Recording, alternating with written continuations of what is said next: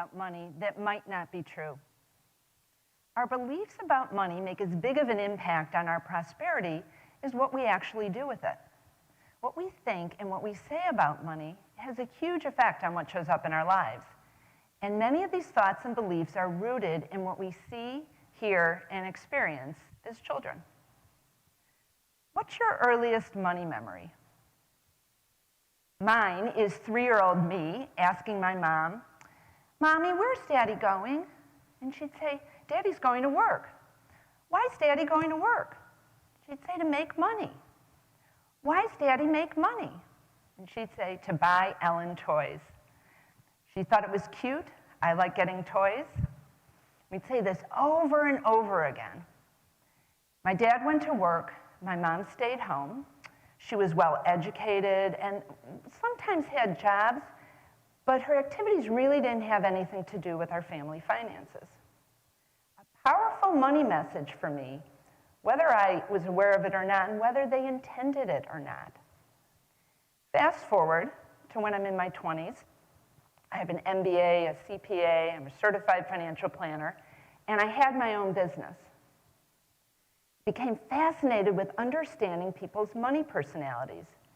And I realized that I was carrying around the belief that making money was my husband's job, just like it was Daddy's, and that I wasn't even supposed to do it.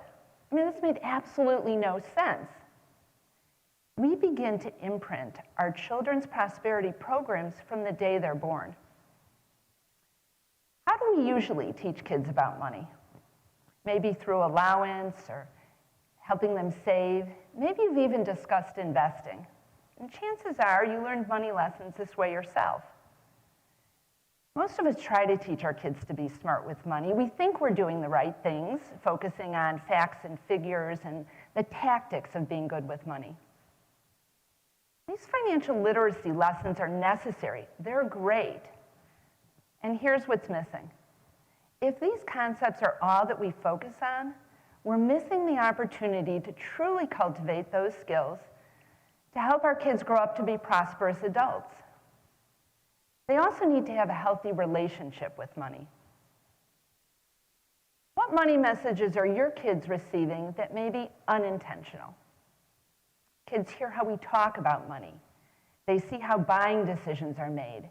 They notice how we react to financial situations.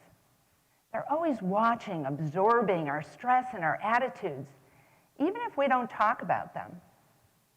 For instance, if growing up, you got the idea that rich people were selfish and dishonest, it'd be really hard to build wealth as an adult if you feel like you're a nice, honest person. Money is a sore subject in your house, constantly fought over. What are your kids taking away from that? That money's something to fight about? That money's power? That I'm not going to talk about money when I grow up because I don't want to have fights like that in my house? Well, we can't control what they take in. We do know their prosperity programs are forming. Knowing what a huge impact beliefs have on our personal prosperity, wouldn't it make sense to nurture supportive beliefs in our children? So how can we intentionally foster a healthy prosperity program? Well, here's one thing. Picturing prosperity is something kids excel in.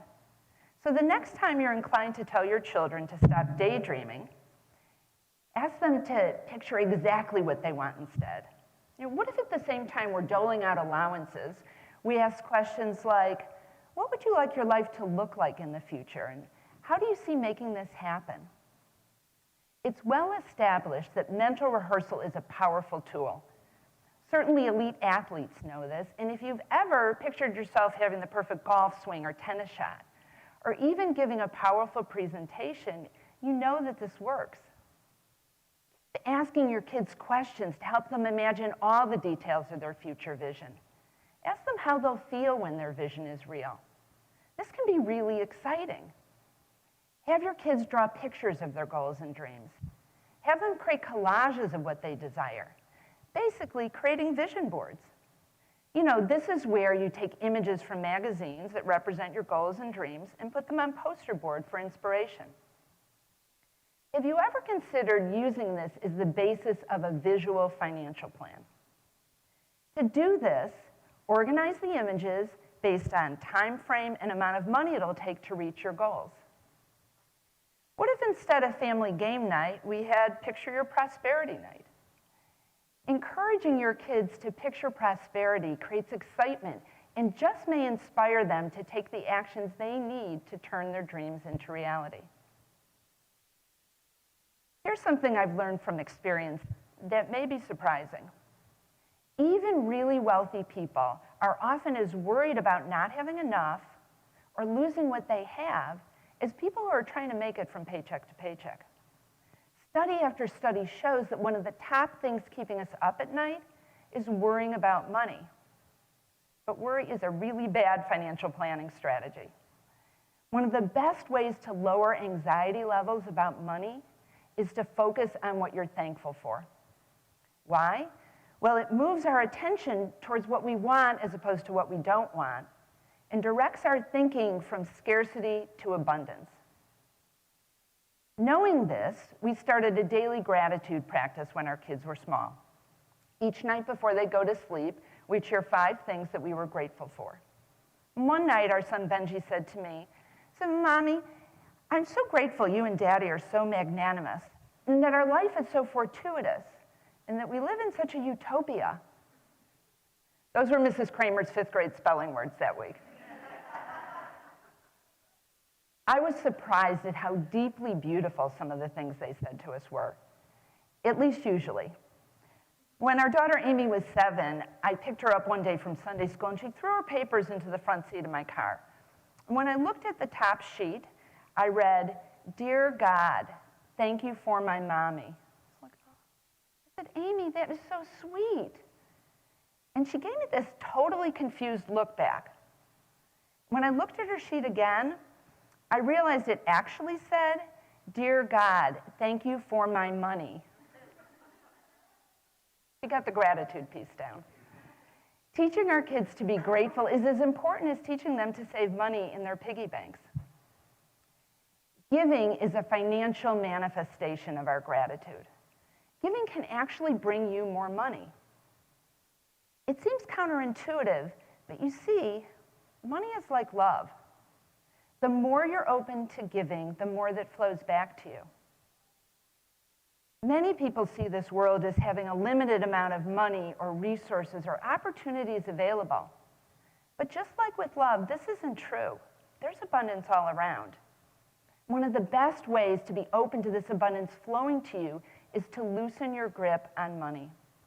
See, if you're hanging on so tightly to what you have, afraid you won't have enough, how can you possibly receive? On the same hand, if you're always giving, that doesn't work either. Has anyone ever heard it's better to give than receive? Well, if you did, it's not true. They're both important. Studies on happiness have shown that giving boosts happiness levels. So if you're not open to receiving, you're hurting somebody else's ability to be happy. Encourage your kids to volunteer. Teach them to take a portion of their money to use to help others or for causes that are important to them. This begs the question, can giving make you rich? Well, one study showed that as people's charitable contributions increased, they actually made more money. So imagine 2 families, same number of kids, same education level, same income level. The difference is that one family gives $100 more to charity this year than the other family. What the research showed was the family that gave more money actually made $375 more income that year. If this is true, what could they do with that money? What would you do with it? This can make a powerful difference for you and for your family and your community. Focusing on giving and gratitude moves us from seeing money as an obstacle, keeping us from getting what we want, to seeing it as a helpful tool to effect positive change. Can you imagine a world where people are confident instead of fearful when they talk about money? where we're focused on what we're thankful for instead of what's lacking in our lives. A world where all kids are brought up to believe that to be successful, you need to be a good giver. What could happen? So many of the world's problems could be solved if we saw the process of growing wealth as helping others, then receiving, then taking a portion of our own bounty to help others again. Let's move past the concept of financial literacy. This is way too low of a bar.